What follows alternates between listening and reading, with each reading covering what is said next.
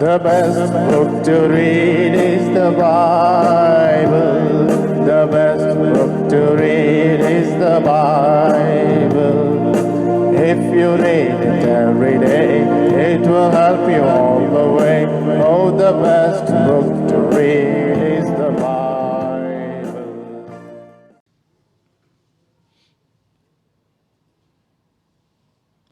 Dear brothers and sisters in the Lord, ప్రభునందు ప్రియమైన సహోదరి సహోదరులారా, today's verse for our meditation is taken from the book of Genesis, chapter 13, verse 16. నేటి దినం మన ధ్యానం కొరకు ఆదికాండం 13వ అధ్యాయం 16వ వచనం నుండి తీసుకొనబడింది. I will make thy seed as the dust of the earth.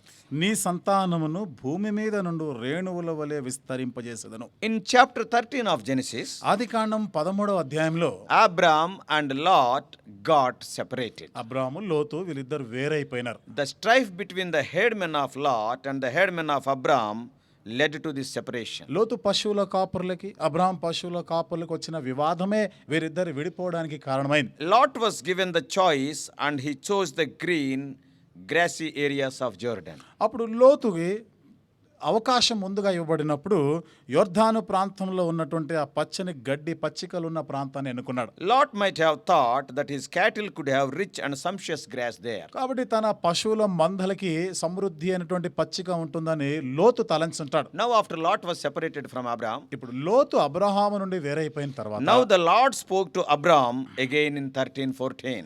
13వ అధ్యాయం 14వ వచనంలో మరలా దేవుడు అబ్రహాముతో మాట్లాడుతున్నాడు. We are going to see the dealings of the Almighty One with Abram. కాబట్టి సర్వశక్తుడైనటువంటి దేవుడు అబ్రహాముతో వ్యవహరించినటువంటి ఆ విధానంను మనం ధ్యానం చేస్తాం. Who is Abram in those days? ఆ దినాల్లో అబ్రహాం ఎవరు? He is the only man who was being educated to hold fellowship with Jehovah as his friend. కాబట్టి యెహోవాని తన యొక్క స్నేహితుడుగా మరి చేసుకునే విషయం గురించి తెలియపరచబడినటువంటి అబ్రహాం అతను గొప్పవాడు ఆయన. And a comforting thought here is, ఇక్కడ ఉన్నటువంటి ఆదరణకరమైన తలంపు ఏమిటిదంటే Lord always comes near to his separated ones. దేవుడు ఎల్లప్పుడూ కూడా తన కొరకు ప్రత్యేకించబడిన వారి దగ్గరికి వస్తుంటాడు. It may be that Abraham was feeling very lonely ఒకవేళ అబ్రహాం అక్కడ ఏదో ఒంటరితనం గుండా వెళ్తుండొచ్చు. because we don't like to be separated from our friends and companions. ఎందుకనగా మనతో ఉన్నవారు కానీ మన స్నేహితులతో వేరైపోవడం మనం ఇష్టపడం. It is very hard to see them leave us alone. కాబట్టి మనల్ని ఒంటరిగా విడిచిపెట్టి వెళ్ళిపోయిన సందర్భాలు మనకు జీర్ణం కావు. But when we decide to live for God, అయితే దేవుని కొరకు జీవించాలనే తీర్మానం చేసుకున్నప్పుడు these developments in our life are inevitable, unavoidable. మన జీవితంలో ఈ సంభవించబోయే సంగతులు మనము కాదు అనడానికి లేవు. We have to cut many links. అంటే అనేకమైన బంధాలను తెంచుకోవాల్సి We వస్తుంది. have to forsake some old companions. కొన్ని పాతవైనటువంటి మనతో ఉన్న వారిని విడిచిపెట్టుకోవాల్సి We have to వస్తుంది. leave many habits. అనేకమైన అలవాట్లని మానుకోవాల్సి వస్తుంది. We all know that Abram's life is a great example to illustrate the principle of separation. చూడండి, ప్రత్యేకించబడిన దాని గురించిన ఉదాహరణ మాటకు వస్తే అబ్రహాము మంచి ఉదాహరణగా ఉంటాడు He మనకి. was separated from his country, తన దేశము నుండి వేరైనాడు. from his kindred and from his father's house in chapter 12, 12వ అధ్యాయంలో తన తండ్రి ఇంటి నుండి తన బంధువుల నుండి వేరైనాడు. and separated from Lot in chapter 13, 13వ అధ్యాయంలో లోతు నుండి వేరైనాడు. separated from Sodom's riches in chapter 14, 14వ అధ్యాయంలో సొదొమ ఐశ్వర్యం నుండి వేరైనాడు. separated from Ishmael in chapter 21, 21వ అధ్యాయంలో ఇష్మాయేల్ నుండి వేరయ్యాడు. separated from Isaac in chapter 22. 22వ అధ్యాయంలో ఇస్సాకు నుండి కూడా వేరయ్యాడు. This sevenfold separation in his life never made him lonely. తన జీవితంలో ఏడంతల ఈ వేర్పాటు చేయబడడం అనేది ఎన్నడూ తను ఒంటరిగా ఉండలే. But it brought him more and more closer to God Almighty. అయితే సర్వశక్తుడైన దేవునికి ఇంకనూ సమీపముగా తీసుకొని వచ్చాయి. Very important truth. ఇక్కడ చాలా ప్రాముఖ్యమైన When సత్యం you ఉంది. want to be separated from this world, remember, you will not become lonely, you will come more close to God Almighty. ఈ లోకం నుండి నువ్వు వేరవ్వాలంటే సందర్భం వస్తున్నప్పుడు గుర్తుపెట్టుకో, నువ్వు ఒంటరివాడో కాదు, దేవునికి సమీపంగా వస్తుంటావు. Lot lifted up his eyes and chose what was good in his sight. లోతు కనులెత్తి చూసినప్పుడు తనకిష్టమైన దాన్నే చూశాడు. What was good in his sight. తన దృష్టికి ఏది మంచిదో దాన్ని అనుకున్నాడు. Whereas Abraham waited till God asked him to lift his eyes. Abraham మాటకు వస్తే దేవుడు ఇప్పుడు నీవు కనులెత్తి చూడు అనంత వరకు కూడా ఆయన వేచున్నాడు. Abraham walked by faith, not by sight. Abraham విశ్వాసం ద్వారా నడుచుకున్నాడు, వెలిచూపు వలన కాదు. Lord asked Abraham to see northward, southward, eastward and westward. దేవుడు అబ్రహాముతో ఏమన్నాడంటే ఉత్తరపు తట్టు, దక్షిణపు తట్టు, తూర్పు తట్టు, పడమర తట్టు చూడుము అన్నాడు. When we take a decision to lead a separated life unto God, దేవుని కొరకు ప్రత్యేకించబడిన జీవితం జీవించదాని కొరకైన తీర్మానం His చేసుకున్నప్పుడు blessings will be limitless. ఆయన ఆశీర్వాదాలకి ఇక హద్దులే ఉండవు. Carefully see. జాగ్రత్తగా చూడండి. We see that God is only talking about the directions, that is north, south, east and west. ఇక్కడ దేవుడు ఆ దిశల గురించే మాట్లాడాడు. అంటే ఉత్తర, దక్షిణము, తూర్పు, పడమర అని చెప్పాడు అంతే. He is not mentioning about the length, the breadth, the depth and the heights. దాని పొడవు, దాని వెడల్పు, దాని లోతు, దాని ఎత్తు గురించి మాట్లాడలేదు. This speaks of the unfathomable love of Christ. ఇది మనము కొలవలేనిటువంటి క్రీస్తు ప్రేమను గురించి మనకు The మాట్లాడాలి. love of Christ passeth human knowledge and understanding. క్రీస్తు యొక్క ప్రేమ మానవ జ్ఞానమునకు గ్రహింపునకు మించినటువంటిది. When Abraham was asked to look unto the land of Canaan, అబ్రహామును ఎప్పుడైతే కనాను దేశం వైపు చూడమని కోరినాడో, and when he was asked to look, ఎప్పుడైతే దాన్ని చూడాలని కోరబడ్డాడో, and much of the land of Canaan was hidden behind hills.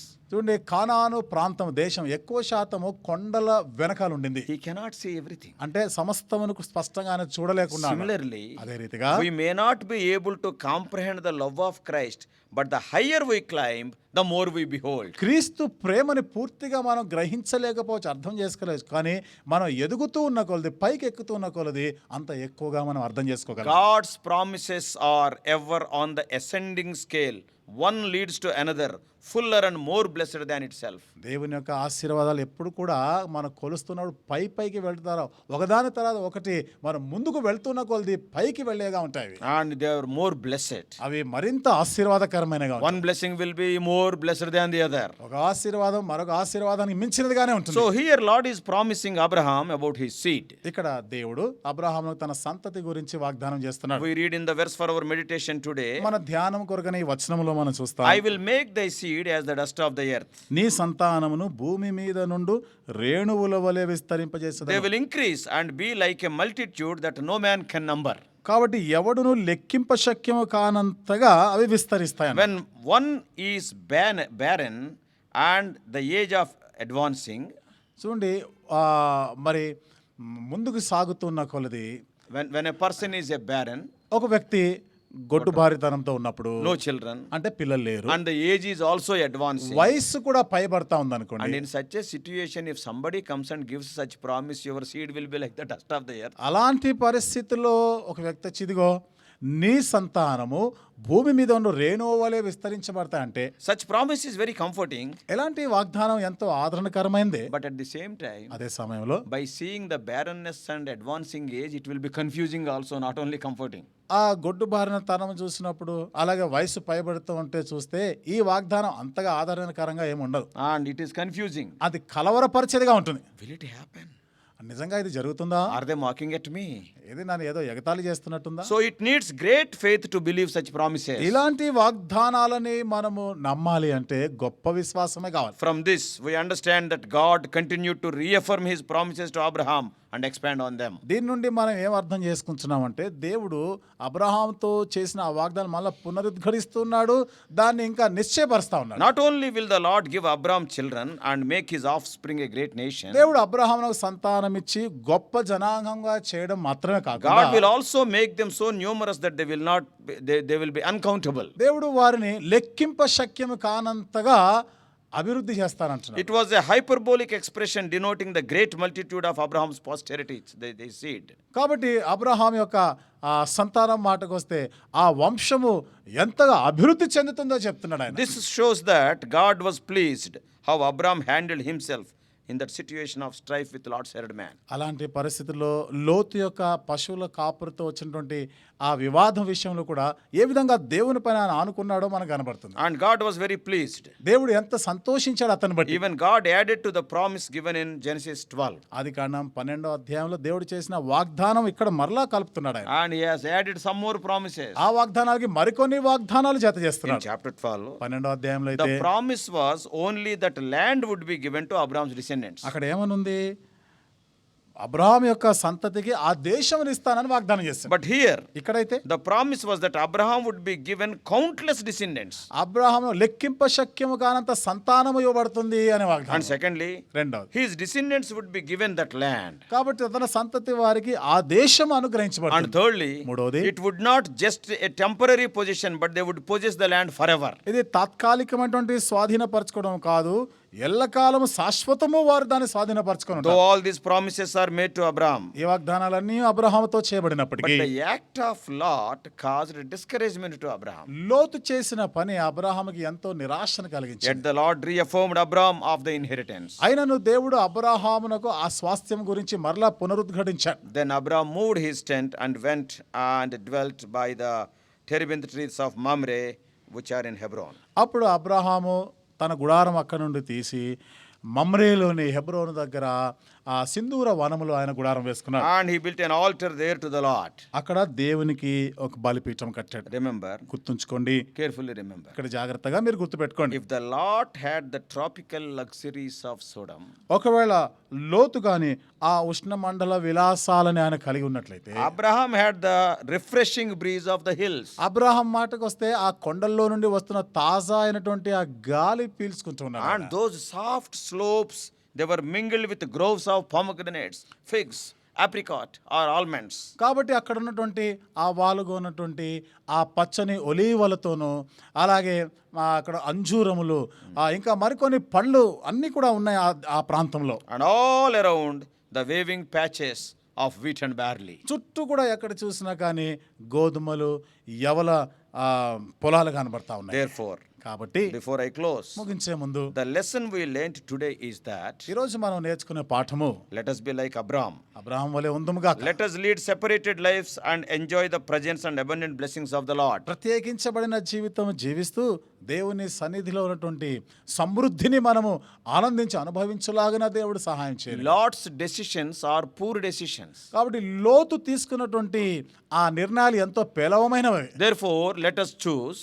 కాబట్టి మనం ఈ విధంగా ఎంపిక చేసుకుంటాం. We must choose family over finances. కాబట్టి మనము ధనము కాక కుటుంబాలను మనం ఎన్నుకుంటాం. Let us give importance to the family, not for the money. అనగా డబ్బుకి కాకుండా కుటుంబాలకి, గృహానికి మనము ప్రాధాన్యత ఇస్తాం. Let us prefer generosity than greed. కాబట్టి మన దురాశ కన్నా దాతృత్వాన్ని ఎన్నుకుంటాం. Let us desire wisdom than wealth. కాబట్టి మన సంపద కన్నా జ్ఞానమును కోరుకుందాం. Let us desire separation over sin. కాబట్టి పాపం పైన మన ప్రత్యేకతని మనం కోరుకుందాం. Let us desire God over the world. కాబట్టి లోకము కన్నా దేవుణ్ణి మనం కోరుకుందాం గాక.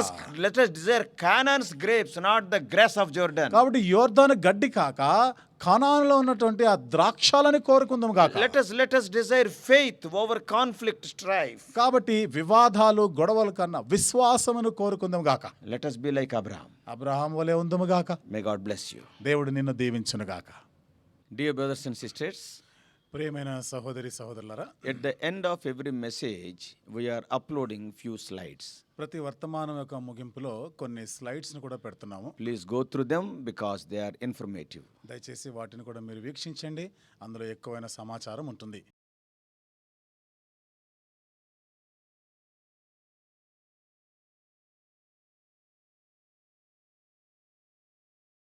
God bless you all.